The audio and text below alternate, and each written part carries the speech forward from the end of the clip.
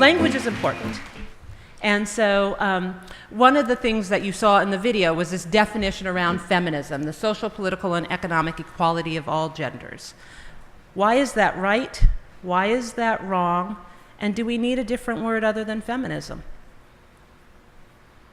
It's funny because when I was a kid, the definition was political, economic, and social equality of the sexes. So it's changed. Mm-hmm. And I would, in my little bossy way, because I was bossy too as a kid, would announce that to anybody who questioned feminism. I mean, I wasn't saying that when I was 6, but by the time I was about 9, I'd say.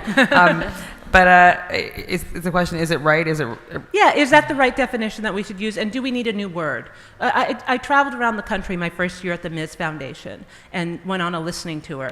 And people would say, they'd tell me all about how they defined feminism, and then they would tell me some longtime feminists would say to me, maybe we need a new word so we can get people more active. And so I'm just wondering if this is the right definition and if this is the right word. Oh, I saw that. I'm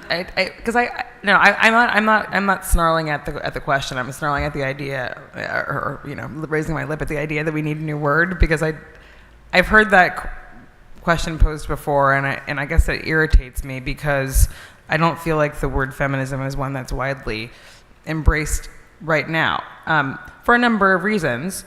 I feel that it's more embraced right now than it was, let's say, 5 to 8 to 10 years ago. But I don't, number one, know what that new word would be. I think that it's fine as it is. I don't think that one should admit defeat when a concept or a word has been attacked so mercilessly that it has a toxicity around it, or some perceive it as having a toxicity. I don't think the answer is to change course, which is why I don't think we should have another word for feminism. I can't imagine what it would be. I honestly don't know. Yeah. I wrote one of my first lengthy reported pieces as a journalist whose beat was feminism. When I got into journalism, it wasn't as a feminist journalist, in part because that beat didn't really exist, except for this is when I started as a journalist in the sort of late 90s. Feminism was so out of fashion during the 80s and 90s that the idea that there would be a feminist media, which I think most people in this room now understand exists and has become popularized, was like so foreign to me. I covered like the film business and was assigned to be a gossip columnist and stuff. But when in about 2003, 2004, I took a job at an online publication salon where I worked for about 10 years. And one of the very first reported stories I did was exactly on this question. And I wish I could remember. It may have originated at the Ms. Foundation in 2004, a discussion, and I might be getting it wrong, it's now more than a decade ago, but there was a conversation at feminist organizations, should we move on to a different word? And I reported it out, and all the different reasons why people had problems with feminism, and some of them are kind of bad reasons, right? The vilification, the demonization of feminism, the view of it as a bunch of, hairy, humorless harpies, that was really, really persisted through the terrible backlash years, which some in this room may remember and some may not. Then, of course, there was the very reasonable critique, which is part of what you heard in the video, which was that feminism, though in fact, the movement and the activism itself has always been extremely diverse across classes and races. The popularized view of movement leadership and who it had benefited was a white middle class view, and that alienated all kinds of people who felt that feminism was a word that had too much white middle class baggage. That's a far more reasonable critique coming from within the broadly defined women's movement. So I tried to take stock of all these different angles. Could we find a new word? The thing is, any word you find is going to be demonized, right? You can't just pick a new word and and everybody's going to be like, oh, now we like threatening women better. So it doesn't, if you're looking to change it because it carries too much bad baggage, that's not changing the word isn't going to be the solution. I also have worried, for example, one of the things, I once interviewed, for a while I didn't name her, but I think I can say at this point Susan Sarandon, because I think she's said it elsewhere, a very political lefty actress who I have admired tremendously in my life. And I interviewed her once, back when it was a question. Now everybody's a feminist, right? But I interviewed her maybe in 2004, maybe the March for Women's Lives, and I said, well, you're a feminist, right? And she said, I prefer to think of myself as a humanist. And I was pretty sure that that wasn't coming from the white middle class critique angle. I was pretty sure that was coming from a, I don't, you know, and she said, because it's not about, I don't remember what she said, I shouldn't quote her, but she gave some indication that it was like, it's not about being anti-male or something. And I was like, no, I know, obviously it's not. And so, I mean, humanism is the word I hear bandied about most as, should we replace that? And no, I don't. Also, well, the thing is, like, they you know, the arguments within the feminist movement about it, you know, symbolizing to many people, and right, you know, and I don't fault people for critiquing this, that it symbolizes fairly well-off white women. It's not something that most of the public has any clue about. So when I think about the reason that the word is demonized more broadly is because it threatens people, because the idea of dismantling patriarchy threatens people. Right. I think that and like that's what I'm reacting to. Well, and it's also really changed though in the past few years, because you have what is often critiqued as Beyonce feminism, right? Yeah. Beyonce got on stage and stood, and you know, one of the most famous, powerful, and in many ways, you know, threatening, culturally thrilling, and powerful, and therefore threatening women in the world stood on stage in front of a big feminist sign. Now there is a critique of that coming from any, you know, that you're corporatizing it, popularizing it, draining it of meaning.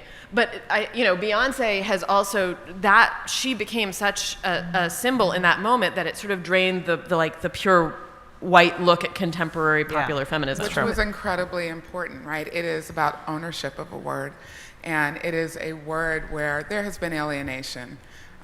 Frankly, right? It has felt a bit culturally alienating to certain groups, and I think we are, like many words, there's an evolution to feminism that is happening, as you just said, Rebecca.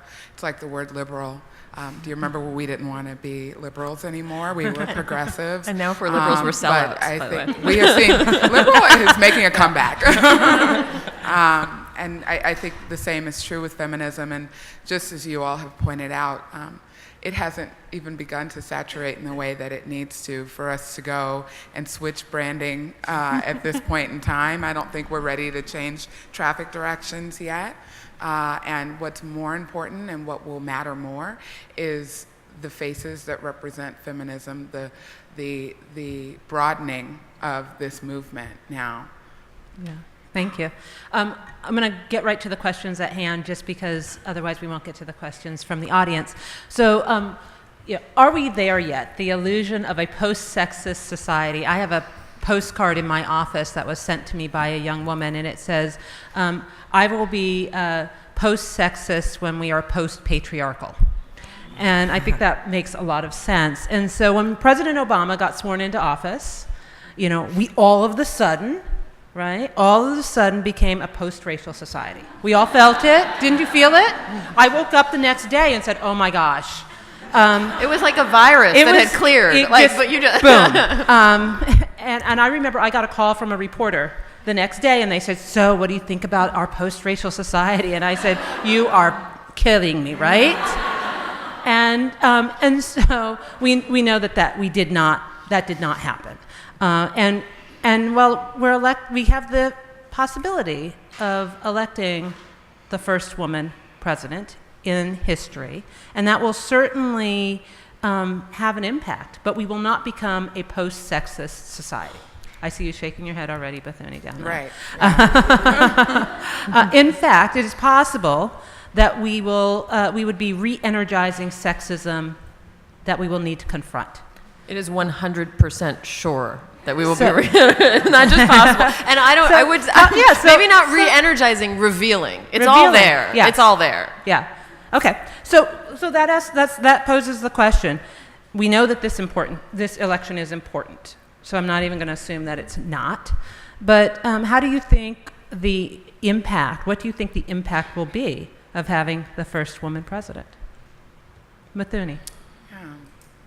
I again concur. I mean, I think that looking at the election itself unfold, just as we did in 2008, the revealing of behaviors and attitudes around race began even during the election season, and certainly there was no off switch once he won. In fact, it only intensified many of the thoughts and behaviors. This same thing will happen with our first woman president. We have heard statements that are jaw-dropping, astounding, embarrassing. Part of the reason many people probably didn't even watch last night's exchange. And this is what we will see once we have a woman elected. I'm speaking this into fruition. I can't actually live without that actually being a true thing. And look, we know that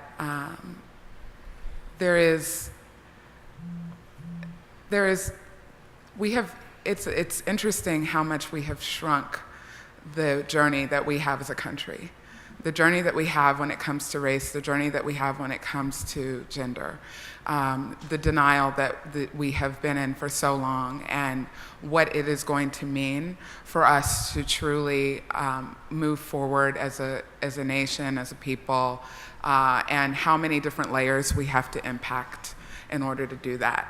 And we know that politically, 1600 Pennsylvania Avenue is not the end of this. It is a major milestone, and one that we should all feel thrilled about.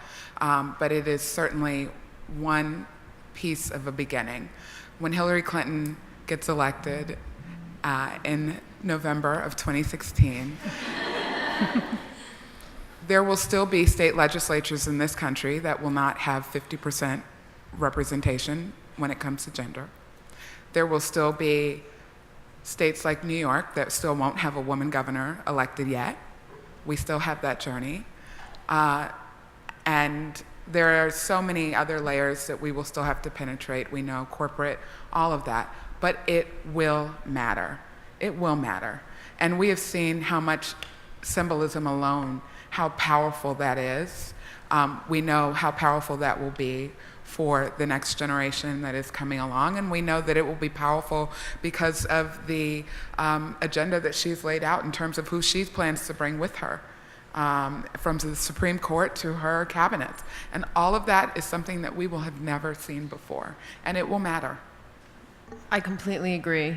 I agree both that, one of the things I've been thinking about, and I thought about it during the conventions, probably the most powerful night for me of the Democratic convention was the night that Obama spoke and Hillary came out afterwards and they embraced on stage. I don't know how many of you saw that, but the photograph was all over the media the next day. And part of what we're talking about here is, yes, a backlash against this upending of a gendered power structure, but she and Obama are linked. It's also the race. It is sexism and racism and a country that is basically at war with itself about how it feels, who it feels can lead it, should be able to lead it, should be able to have power within it. People talk all the time right now about, almost as if Hillary Clinton is lucky to be running against Donald Trump. Like, boy, she really scored in the opponent lottery, right?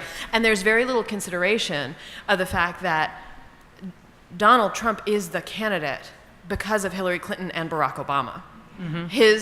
He has been made by, again, a resurgence, or not even a resurgence, the reveal and the exposure of the underlying resentments, hatreds, violent biases that the country was built on, right? And they're operating right now, this symbolic part, which it's like limited in its symbolism, right? Black man, white woman, like we are so far from anywhere near a complete revision of who gets to have these symbolic roles. And so they are limited in their symbolic power. But consider that we are looking at almost 2.5 centuries of exclusively white male executive power on a federal level, and massively white male state legislatures, Congress, local legislatures, right? And so to have these two politicians disrupt that, our entire history, our entire exclusive history, boom, boom, right next to each other. A history that many are fighting to preserve, move us back. To go back to, right? Make America great again. Right. Great, right? And so the explosive reaction to this kind of rupture in who's supposed to have power is intense. And I also wanted to underline the one thing, it's not that I'm exactly optimistic about the results, but I am very aware of the limits of the symbolic thing, right? There are these two individuals, they're both, neither of them is perfect, they're both flawed, it only means so much to have these figureheads, though it does mean a tremendous amount. I spend my life writing about it in part. But look at what's happening policy-wise in the years that Barack Obama has been in the White House. And I'm not crediting him with this any more than I'm crediting Hillary Clinton with the progressive nature of the platform. It's not theirs. But look at what else is happening. You have cities and states around the country that are passing paid leave legislation, paid sick day legislation, raising minimum wages. Barack Obama talked about paid leave in the State of the Union 2 years ago, and I almost passed out on my couch. I never thought I was going to see a sitting president talk about paid family leave. Hillary Clinton ran on opposing the Hyde Amendment in the primary. I almost passed out on my couch. I never thought I was going to hear a presidential candidate run against Hyde. The shift in our attitudes about policy which is fundamental to actually reshaping opportunity for people below the executive level, beyond symbolism, reality, raising wages, talking about ending a culture and country built on mass incarceration. Again, I'm not seeing easy solutions coming right down the pike, but these are conversations that are more progressive and more explosive and more closer to getting at the heart of these inequities than we've had before. So people are also reacting to that. It's the symbolism, but it's also some of the process that is shifting in powerful ways. I'm not really sure if I can add anything to what they just said. But thinking about symbolism, I've had discussions with colleagues or friends about the symbolism of, let's say, Barack Obama's election. And what I always say is that I don't think that it's the explicit effect of it is as evident as it will be 2, 5, 10, 15 years from now. Because someone like, for example, Rebecca's daughter grew up with a black man as president. She doesn't know anything else. I'm sure she's seen the other guys on the dollar bill, but that has been normalized for her. And so I'm more interested in how the election of Obama and hopefully the election of Hillary or Secretary Clinton will normalize female power to children or young people. And what that might look like or what the effects might be down the road. I certainly don't think that the country became post-racial after his election. I wrote a piece for the Times magazine about the word post-racial and my problems with it. It's interesting because it's different from post-sexist. Like, sexist is like, racial is just a kind of adjective that can be, thought of as somewhat neutral, like post-racial, but post-sexist. Like, sexist means something. It's a identifier. It's a negative thing. And so I'm just making the distinction there between post-racial and post-sexist. But of course, like, post-racial, just like post-sexist, constructs a narrative just by its very definition that where white is the default in the sense of being post-racial and male is the default in the sense of being post-sexist. I'm under no impression that anything has happened that has made the country post-racial, nor do I think it's going to be post-sexist anytime soon, or even in 100 years. But I do think that there's something very, very, very powerful that I can't articulate, that I'm looking forward to hopefully seeing in my lifetime, about the ways that the election of both of these individuals has affected younger generations and will continue to affect them, and the ways that they talk about it. Because I'm not sure that young people now can talk about it. I could be wrong, but I don't rather know if I've heard young people talk about it, in terms of whether it's symbolic to them or not. But I do think that with regards to her candidacy, with Hillary's candidacy, there are more young women who have been embracing her and speaking out positively towards her than I suspected there might be. I thought there might be a little more dampening of enthusiasm. And actually, Rebecca, I'd love to know if you agree with that, because I know there are a lot of young women who feel very ambivalent about her. Yeah, it's complicated, because I think that there is a huge amount of youthful support, but that it's very much discouraged.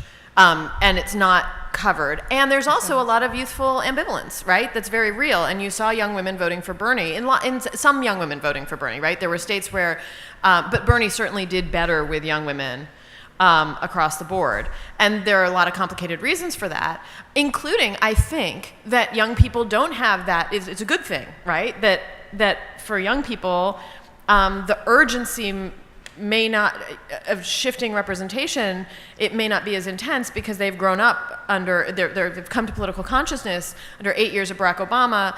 You know, his chief rival in 2008 was Hillary Clinton. They've seen Michelle Bachmann, Herman Cain, Marco Rubio. It's an entirely, those of us whose memories extend, adult political memories extend before Barack Obama, I don't think we can imagine how different the landscape must look to people who've come of age in the past, 8 to 10 years. So I do think that drains some of the urgency for some people. But I also do think that I know and, have read about and know from the numbers that there's lots of youthful enthusiasm for Hillary, but there's certainly not an urge in the media to really cover it. And I think that there's some pressure to suppress it because we are really, the degree to which she is being presented to us as a deeply flawed and problematic candidate about whom no one feels enthusiasm, like that's a pretty intense storyline that we're being fed on practically every level right now. Well, there's also some self-suppression because aren't there Facebook groups in which women are confessing to being Hillary supporters because they don't feel comfortable saying it publicly because of the ways in which they get verbally abused?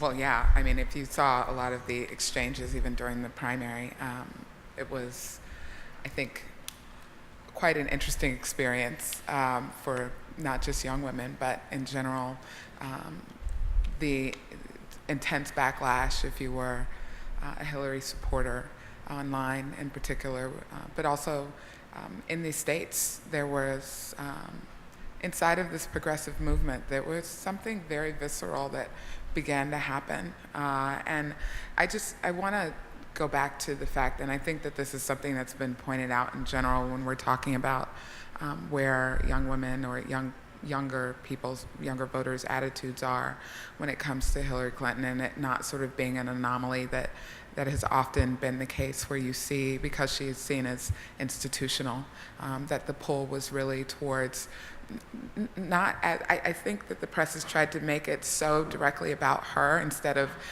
the reality of having, of the attraction around change and non-institutional when it came to younger millennial voters versus someone who felt very institutional. And I think that has been her fight at the end of the day.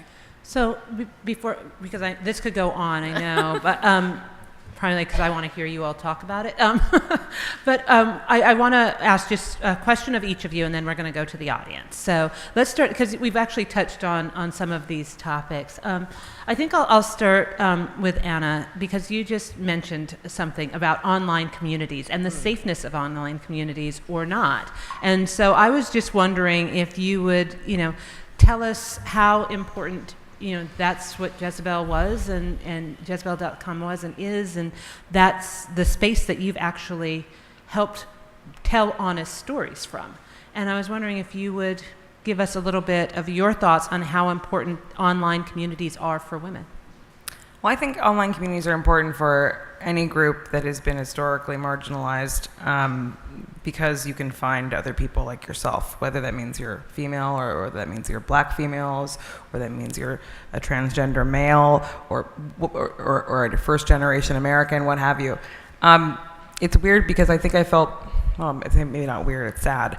I felt much more optimistic about the power of the communities that you're talking about even 5 years ago than I do right now. And the reason I feel pessimistic about them is not because there's anything inherently wrong with online communities and spaces, especially for women. It's that the ways in which the women in those communities are attacked from the outside in ways that they were not. I'm not saying they weren't attacked at all, but they were not attacked with the same sort of vitriol and coordination that they are now. And I think that what once felt like, to me, I don't want to use the word revolution, that sounds too corny and too over the top, but I really did feel that there was a moment in 2007 through 2011 to 12 where there were a lot of women who were finding their voices online, and were encouraging other women to find their voices and to speak truths.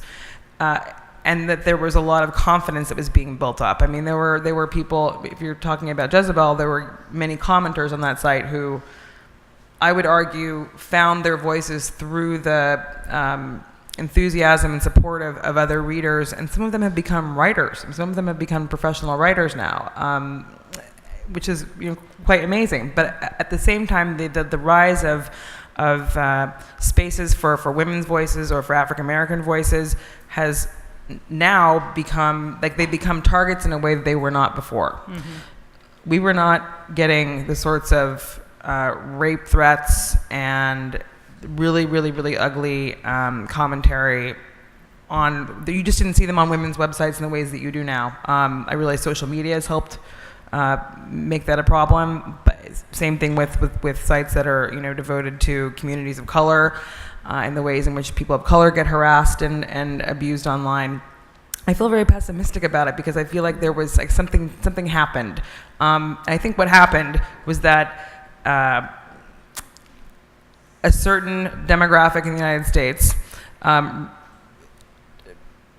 finally, I'm trying to think how to put this, that in the same way that a lot of the overt racism that you hear in reaction to Barack Obama's election, that the increasing number and volume of voices of women and people of color, for example, has created, I don't want to say a backlash, but that it reached a point where it became very threatening. And so I feel somewhat pessimistic about it now. I also feel optimistic because I think a lot of spaces that were primarily for women or people of color have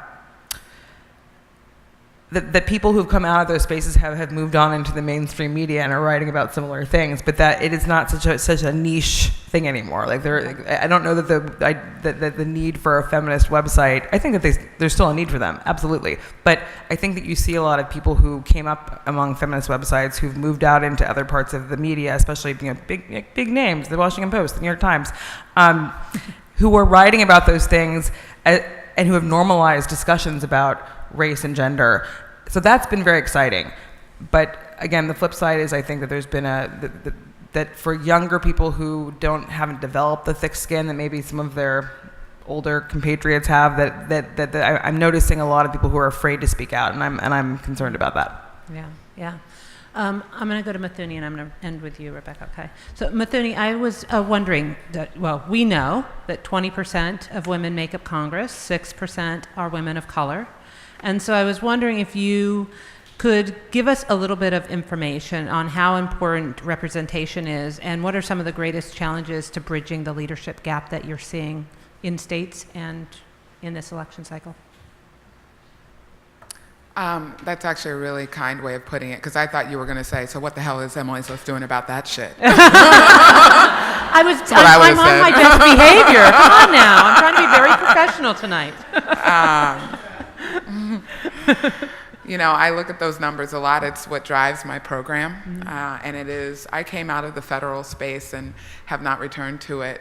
I am so devoted to working at the state and local level because of those numbers. It became really apparent to me, especially after working on a U.S. Senate race and finally discovering the U.S. Senate and, going into the big house and saying, wow, we got a long way to go here. This is a really exclusive place. And this is a really important place where a lot of power lives, and I cannot believe the lack of representation here. And sort of when I first was offered this role at Emily's List, I think they thought I actually was not going to take it, that I wouldn't be interested in it, and I could not have been more hungry for it, because it is the space where truly the things that I care about, what brings me into politics, which is lack of representation, where you get to do something about that. And getting to work with these women who will one day be running for the U.S. Senate. My job is to help get those 9 women ready to go in a year like 2016, where we could really have a watershed moment in the U.S. Senate. And we will not only look at bringing more women to that body, but more women of color to that body from around this country. And women with some really powerful voices and powerful viewpoints. So they're going there to start something. And it is damn exciting. So I look at those numbers every day, and it is what drives our program, and it is important to know what it takes just to get one woman elected to office. Just to get one woman elected to office, the incredible amount of coaching and training, the groundwork that we start laying with some of the women whose names you're now starting to see come up sort of above the earth. Tell us a few of those names. Stacey Abrams, who you mentioned earlier, the minority leader in the state of Georgia, who, let's all just keep encouraging her to look at that governor's seat in 2018, in New Jersey, right next door, there is a woman by the name of Assemblywoman Shavonda Sumter, who people are currently recruiting. Look, she got 16 bills passed under Governor Chris Christie as a Democrat. 16 bills. Who is this woman? Impressive. And people are recruiting her to run for lieutenant governor, and I'm like, why? Yeah. We got a governor's race going on. Why aren't we? We've got to be talking to her about that. And the list really does. 2018, we have an incredible opportunity, and we are really excited about it because these executive offices have eluded us, right? When we continue to sort of talk about, and I know we will continue to sort of talk about what is a lot of our unfinished business and what do we still need to do beyond electing our first woman president.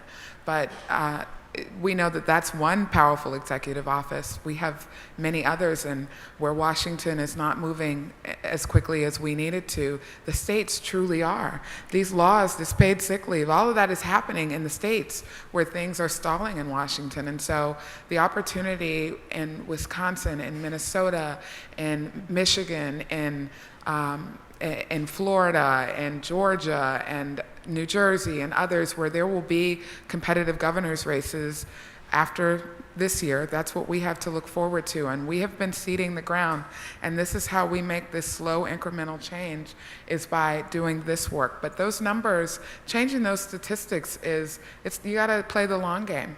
And I think that a lot of expectations are set very falsely for us politically around what change requires of all of us, and the intentionality and the time that it takes. And sometimes we get lucky.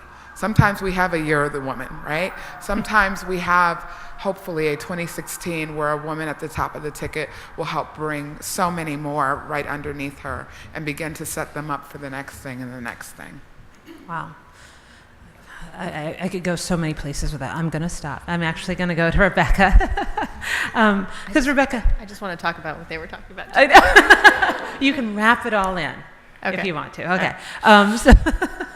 So in your book, Single Ladies, right? All the single ladies, you have a whole section of the book called Single Women Have Often Made History. Mm-hmm. So there's a whole bunch of historical perspective in the book and in what's going on. I just would like to hear what surprised you while you were researching for the book. All of the history surprised me. So I started out writing this book as a journalist, thinking it was going to be about. I knew that the numbers of single women were growing hugely and swiftly, sort of from the early 90s through the millennium. That the numbers of women who were marrying later or not marrying at all were just growing tremendously. And so I thought I was going to, and I was very interested in how independence from marriage, an institution that I knew historically had organized gendered power in this country, how independence from marriage both played out and what precipitated it across classes, races, geographic areas, in different religious communities, what the different lived experiences of singlehood were. And so I thought I was going to write this book of contemporary journalism where I interviewed women around the country, and that's in the book. That is, I did do that part. And I sort of thought I was going to make a quick nod to history, but I didn't really know any. I sort of thought it was going to be like about the witchcraft trials or whatever. It turns out, by the way, that had nothing to do with single women. They were all married, or widows. I was 100% wrong. However, the thing what came as a shock and made the book take 5 years to write instead of 1.5, which was originally what I was contracted to do, is that I discovered the way that marriage and singlehood has been woven so inextricably through our history of power, political power, social power, access, social movement. So the history that we all know, the stuff about wars and social movements and civil rights movements and temperance movements, all that stuff is actually really connected to marriage. The history of the United States and is really remarkably linked to the history of unmarried women, starting from our founding, when you saw marriage wielded as a way to control populations, in that it was because there was a population in this country, women who could not earn money on their own, they were dependent on marriage to the kind of American who could earn money, own property, vote, and that was men, white men. You also saw marriage enslaved people. Marriage between enslaved people was not recognized federally. On the other hand, marriage was also often pushed on enslaved people as ways, for a variety of reasons, by slave owners within certain states. And I went back and started to pull all that stuff apart and think about how marriage patterns and habits really led to the explosion of social movements and the formation of social movements. So that after emancipation, for example, black marriage rates went up for a variety of reasons, and white middle-class marriage rates for women went down because so many men were killed in the Civil War or went west for exploration. And white middle-class women, not all white, were left sort of with a dearth of marriage partners. And many of them who suddenly found themselves with their adult lives not encumbered by wifely and maternal responsibility, also in a very gendered way, turned themselves towards service. But that service happened to be service in social movements, whether that was abolition, suffrage, temperance. It was young unmarried women who were factory workers who led a lot of the first walkouts in the labor movement. It was often unmarried or unconventionally married women who worked around the settlement house movement, which in settlement houses became the sort of hotbed of progressive economic policy. Frances Perkins started in a settlement house. And that was sort of through the beginning of the 20th century, to the point where you had a lot of women living independently from marriage. And the thing we've always credited to post-war, post-depression return to suburban Norman Rockwell nuclear family life, which, as we know, was primarily a white middle class return to that, I argue in the book, was also a recontainment of middle class white women who were exerting way too much power politically and socially. And the other thing that happened there was that the very mechanisms that were used to sort of re-entomb those middle-class white women in stultifying suburbs, the creation of highways, the building of housing that was only for white families, the creation and funding of public schools that mostly served only white children, the highways that were built cut off black neighborhoods, which then of course left black families without the economic resources, whether they were close to they were cut off from public transportation, from jobs, redlined, unable to find affordable housing, and of course they were cut off from the very resources that permitted the growth of these mid-century nuclear families. And so at that point, black marriage rates start to drop. Black families are being robbed of the resources that are being afforded to white families by the very same processes, the very same highways, the very same housing, policies. And so what you get in 1963 is the feminine mystique, which is the white middle class explosion out of those stultifying white suburbs, and in 1965, the Moynihan Report, which diagnoses black poverty as centering around women-led families, basically unmarried, unpartnered women-led families. And so tracing that story, and then of course you go through the vilification of black single women as welfare queens and through Reaganism, and then white women begin not marrying in huge numbers in the 90s, and then it becomes sort of celebrated as a pop cultural ideal, and you get Sex and the City. So I sort of tracing that history is all. I mean, it's compressed, but that's pretty much it.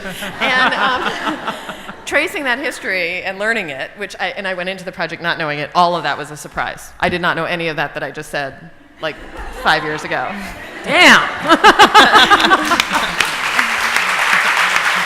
Okay, this will be the final question. Can I ask them one more question, please, before we go? Okay, one more question. This will be the final question from me, and then we will hear from the audience. And we'll keep this really short if we can.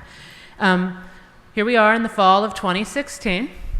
What is the most critical unfinished business of feminism? And I'm going to take notes because I get asked this question all the time. Do you? Yes. What do you answer? No, you have to answer first.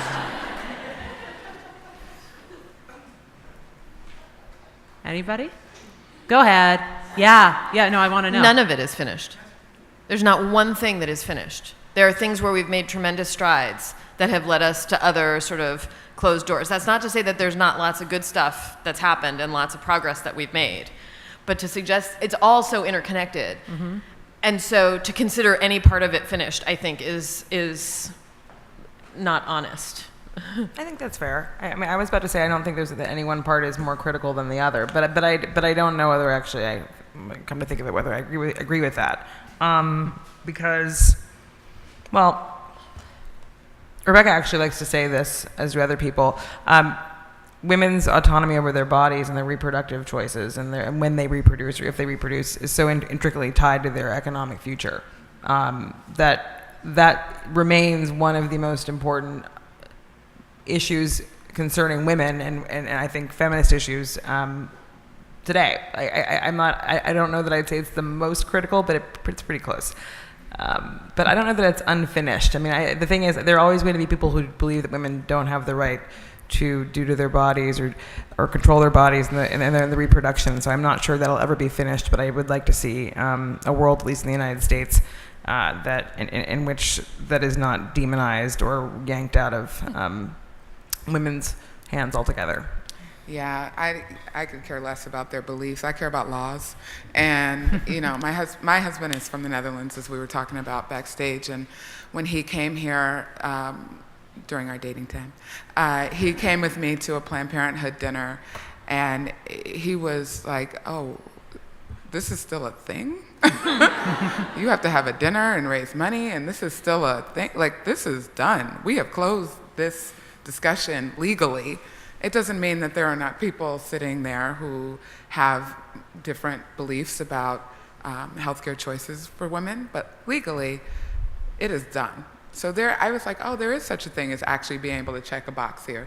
So I think that's important to note, though, that while we have not solved for any of it, because institutionally and structurally we have not solved for important things, this will be a piece by piece, right, fight.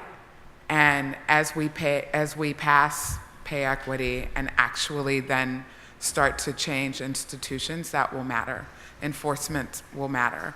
All of these things it is important to note, though, that we are making some strides, right? We are checking some policy boxes, but I care about seeing laws getting passed that are in many ways going to be so baked in that it will be near impossible to undo them. Mm-hmm. I think that is what is going to be critically important. That's great. Join me in thanking these amazing ladies.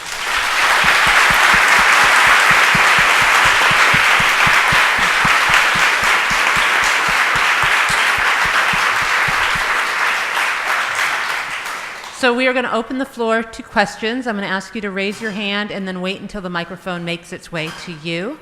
So we'll start right here in the front row.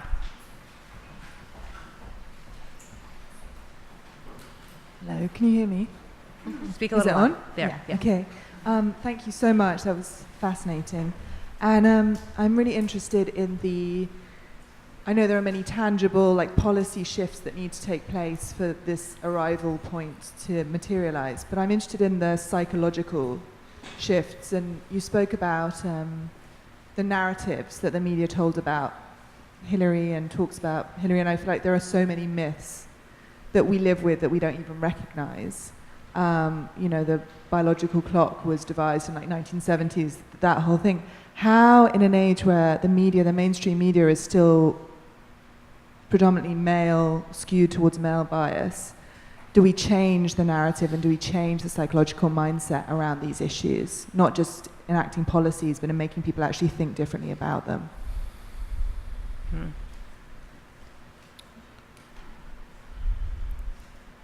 here. It looks like you're on, Anna. Yeah, she was looking at me.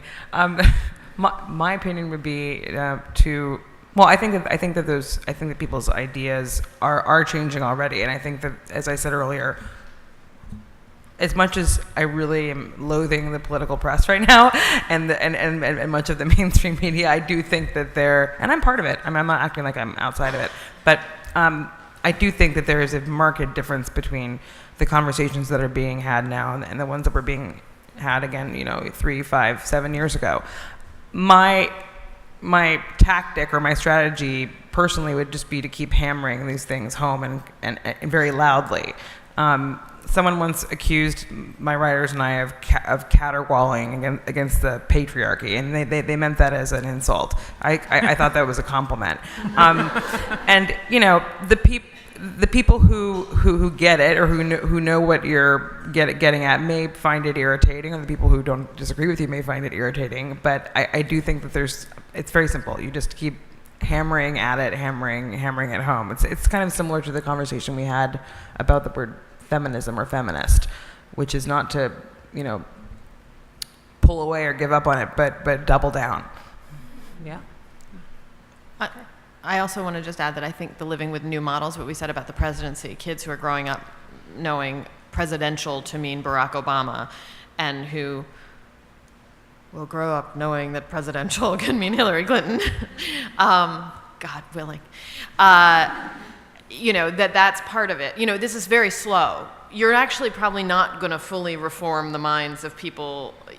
These things take generations. It's differences in parenting, in what families can look like. A generation,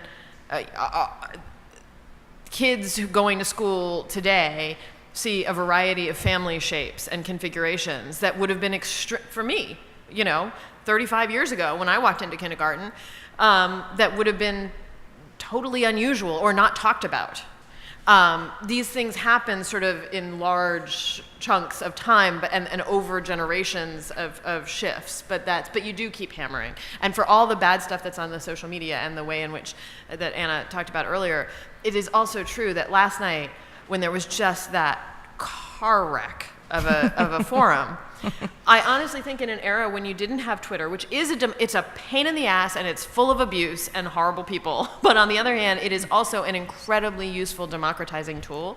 And if you hadn't had Twitter last night or social media yelling about how terrible Matt Lauer is, I am sure that you wouldn't have had the critical pieces that we saw today. And today's news was Matt Lauer was bad at his job. And Matt Lauer got to do his job, in my opinion, quite badly for many years without ever having to hear about it in the press. There are a lot of people in this world, perhaps a preponderance of them white men, who have gotten to be very bad at their jobs without a lot of consequences for a very long time. Brian Williams. Yes, so many. We could name so many. Donald Trump. And one of the things that this cacophony, and often a perilous one, right? But that social media does is imperil their ability, because it is a more democratic conversation. But I also think that it changed. I think that women, for example, writers, journalists, opinion writers, who are pointing out the ways in which society is sexist, patriarchal, etc. I've seen them have an influence on male writers who had evinced no interest in this stuff before. Mm-hmm. So that, I think, it's not just the hammering at home to readers and to an audience. It's the fact that by doing so that you affect your peers and colleagues in ways that might even that might surprise you quite a bit. So many more of my male peers and colleagues, because I wrote about the 2008 election, where it was just, she was universally vilified. And so many of my male colleagues are now like, whoa, what is going on? It's like they can see the 3D picture and the thing, and they're like, I can't believe this is happening. And you're like, no. But I'm so excited. It's wonderful. I love it. I don't want to give them extra cookies, but I love that it has become clear, like the way that some of this stuff works.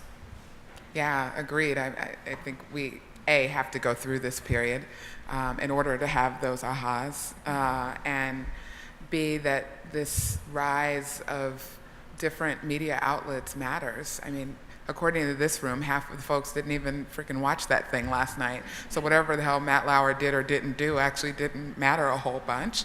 And so many more people are probably reading what these women are writing. And so that is incredibly important, the fact that we are doubling down and that there are more voices now that are people's sources, and that these sort of major media outlets no longer control this kind of, they are not the sole source of our news and information. Mm-hmm.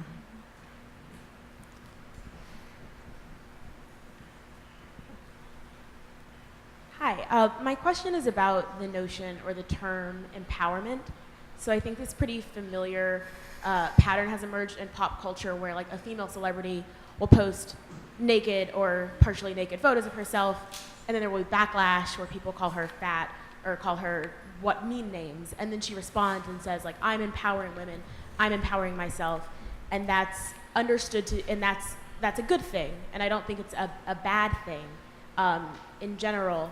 But I read an article written by a former Jezebel writer, actually, about the term empowerment and about how it's become commodified by corporations and by people who are just trying to sell things to women. And one of these empowerment, saying, this is about women's empowerment, like buy this soap or whatever, has become an easy way to do that. And I read the article and I was really convinced by it, and I sent it to some of my friends. And one of my friends was really disgusted by it and thought it was anti-feminist for this writer to kind of call out female empowerment as somehow antithetical to feminism. So I just wondered if you guys could talk about that. Who was the writer? Gia Tolentino. Oh, okay, yeah. I'm very suspicious of the word empowerment because I think it's basically marketing speak. I just do. And there are times when I've become suspicious of the word feminist, not because I don't believe in it, but because of the ways it's been used as marketing speak lately.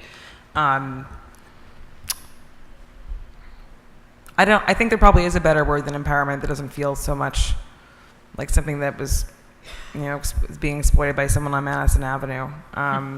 I don't actually know that I encounter that many women who use it, though.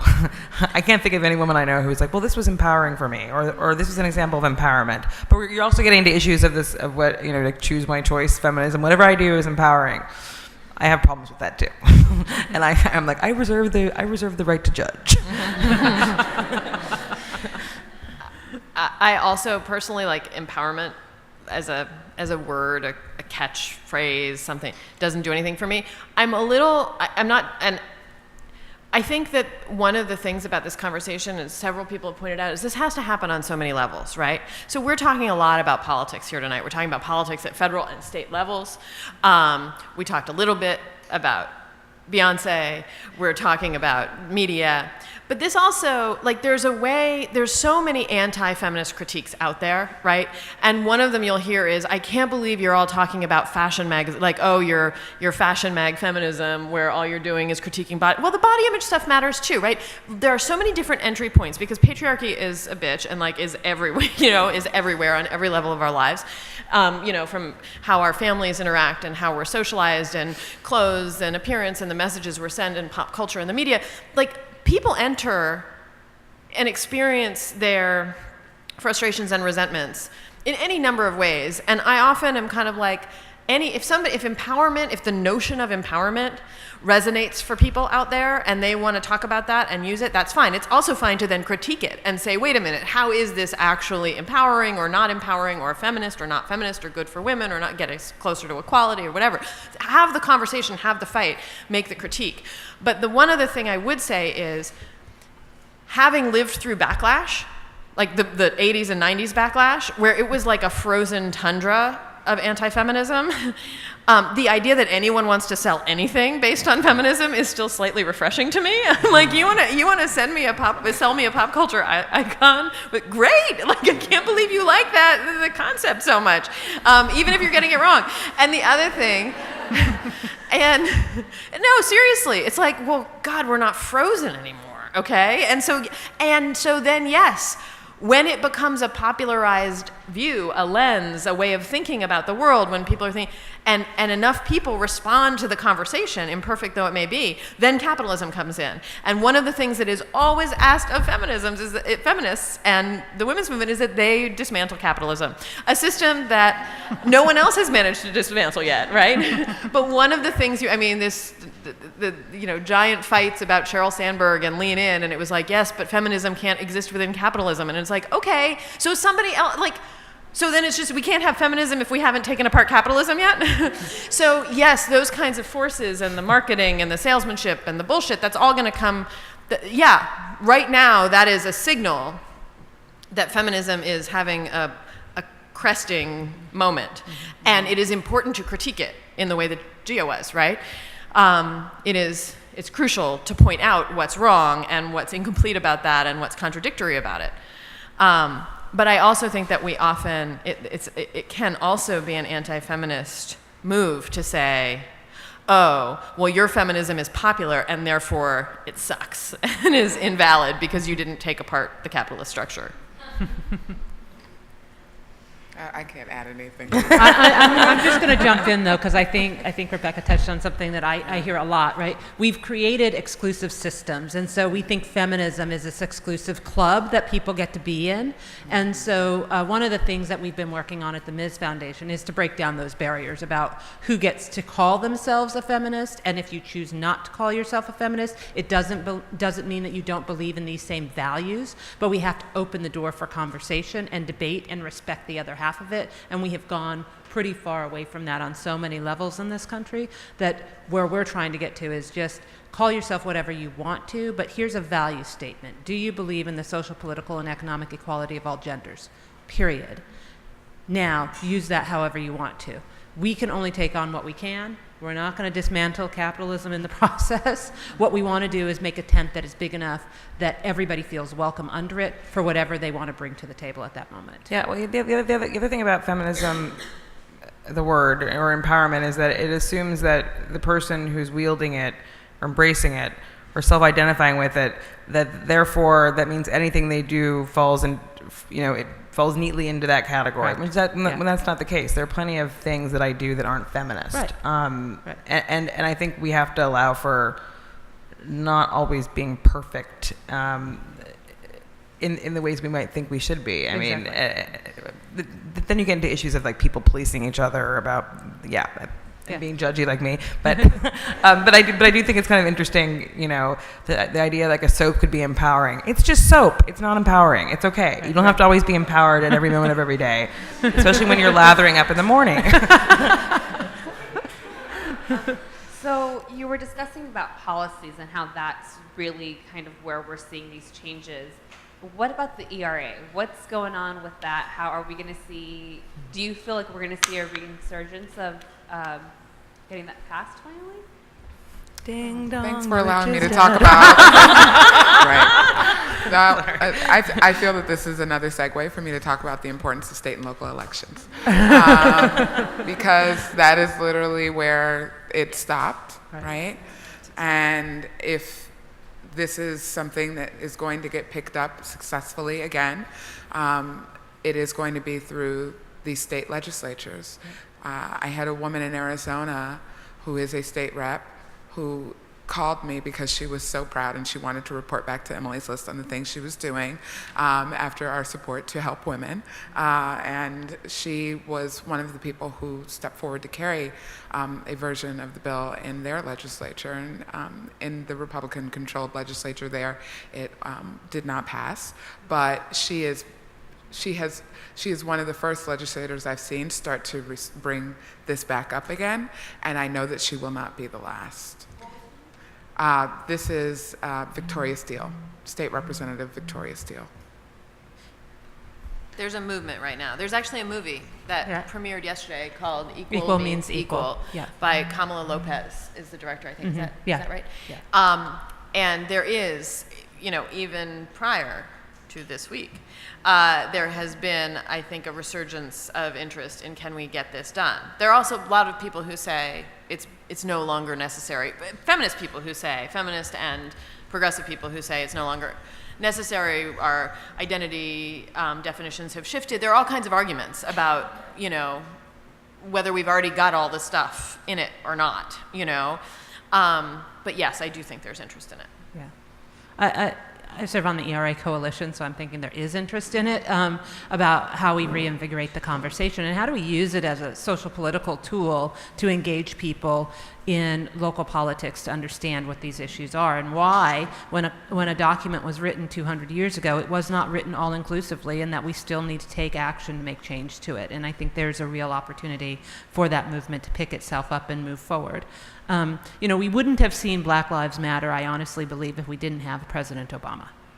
So the idea of having a woman president also means that there are movements out there afoot that will bust out once they have the opportunity to really be in that space. And I think the ERA is on the verge of people owning it again and recognizing that there is this document called a Constitution that people oftentimes forget about or don't even understand that they have a role to play in, and that can be changed. And it can be changed by the power of the people. And the ERA is like 24 words. Yeah. You guys know that? It's like, it's one sentence. Right. I don't have it memorized. Does anybody here know? I don't. But it's 24 words. That's what the That's Equal all it Rights is. Amendment is. Might be 23. You were saying it was dead, Rebecca. What's up with that? No, I wasn't talking about the ERA. I was talking about Phyllis Schlafly.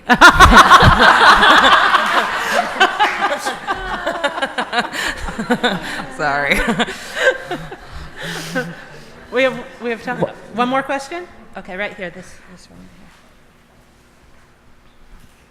Hi. I was wondering if you could say a little bit about what you think brought about the recent shift towards feminism in the past, 5 to 10 years. After the backlash of the 80s and 90s, kind of talked about this shift that happened. What happened?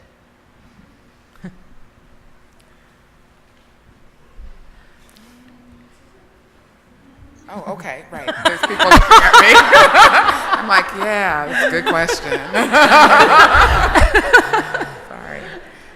Well, okay, so politically, we certainly have seen an increase, right?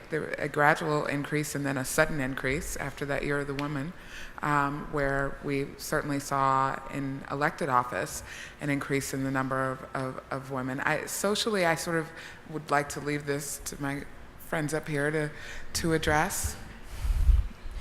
I think a lot of it was the internet.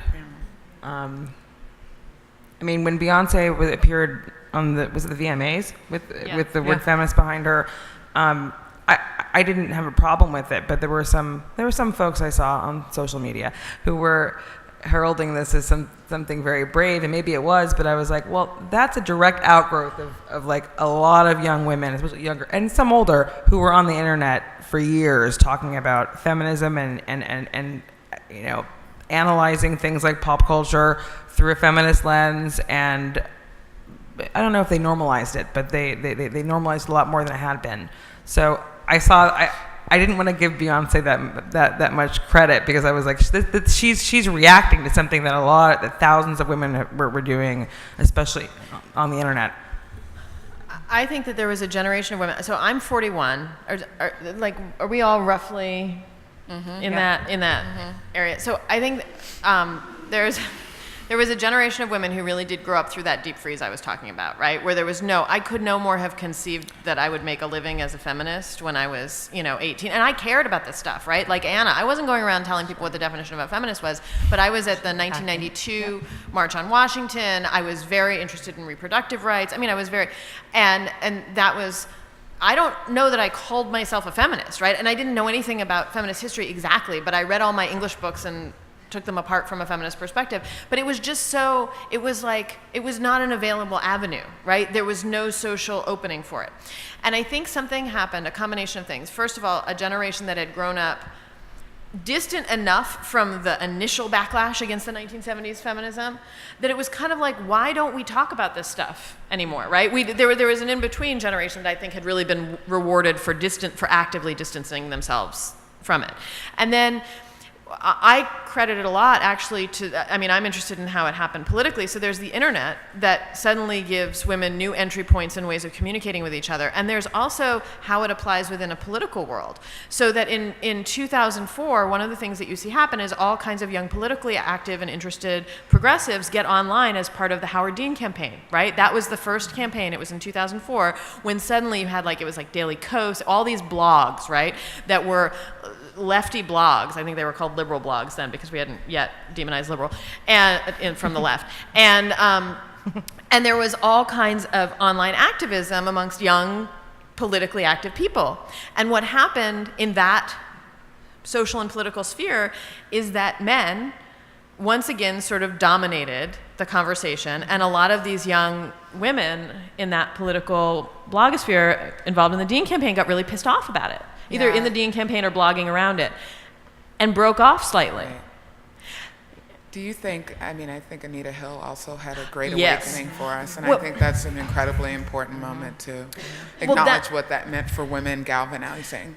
Anita Hill was, so I was in high school for Anita Hill, and then 1992, which was the Year of the Woman, the year that Hillary Clinton came to the White House as an extremely electrifying figure. The Year of the Woman, 4 women went to the Senate, including Carol Moseley Brown, who it remains the only black woman in our history to have served in the Senate.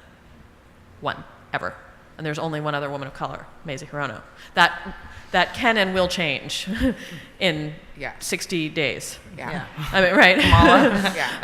Not dramatically, but it will. Yeah. Yes. What? Not dramatically, but it will. Well, at this point, when you're at 1, you can double that number, right? So there's the election of these 4 women to the Senate, which is in the wake of the Hill hearings. Hillary Clinton sort of enters the national consciousness, and that was, again, I think when there was a generation of women who'd been raised saying we don't talk about this stuff, but suddenly these things were happening. So yeah, I absolutely agree. You know what's interesting about using Anita Hill as an example, and I don't disagree with you, is that, well, because I still really do pin it on the internet, and because of young people's embrace of the internet, and what I'd say about that is that I don't consider myself a young person, and I wasn't a young person when I started working on the internet. But part of the reason I started working on the internet and talking about these things was because I had lived in an era where, at least my mother, my mother had considered herself a feminist, had talked about it a lot. I lived in a college town. It wasn't considered a bad word until I got to maybe college or so. But there was a whole generation right behind me.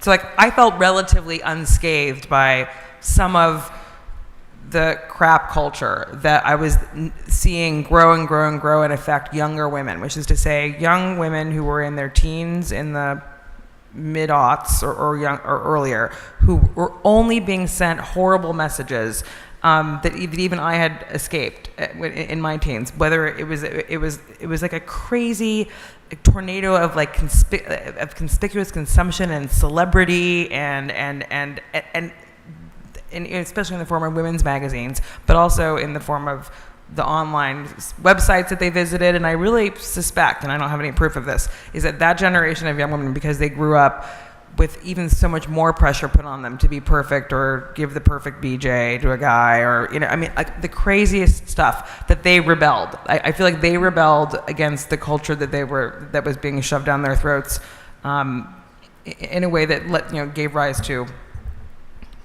internet commentary and feminism about it. I was going to say academia. The internet was not available, but to those who had access, right? So it wasn't available to many people. And those that went to colleges or universities, and there was a rise of women's studies courses and gender studies courses and women's studies, women's centers, etc. As that rise started to happen, I think it happened and coincided with this idea of what was happening with the internet. And I think that's where there's been a pivotal change. Those women had an education, were understanding that the history books that were being put in front of them was less than accurate, in fact, filled with lies, and they had access to a World Wide Web that actually reinforced some of the information that they were seeking to have, and were realizing that there was other bullshit going on out there that really wasn't accurate for what they were striving and trying to do. And there's a rise and a change in conversation about could women have it all, and I think that all of that merged together, in addition to the fact that we actually, in the past 15 years, have had only the first and second generation of men who have been raised with women around them who have had access to education, have grown up under Roe v. Wade, have understand what Title IX is about, and given all of that, they're assuming that they're, if they're heterosexual, they're assuming that they're partners. If they're not, they're assuming their mothers and their sisters can and will do everything that they can and will do, in the majority, not the minority sense. So I think that all of that levels into where this resurgence has come from. And I think there's also been a reclaiming of the word. I mean, I'm amongst the conversation where, I'm taking the word back. I'm going to use it the way I want to. I'm going to wear my T-shirt. I'm going to put up I'm going to put the sticker on the back of my phone. If you're uncomfortable, good for you. And that's the space that I think many of us are coming from, in that space. So with that, I want to thank you all so much for spending the evening with us here tonight. I hope your head is spinning just a little bit, because mine is, and thanking these women for being here. Thank you so much.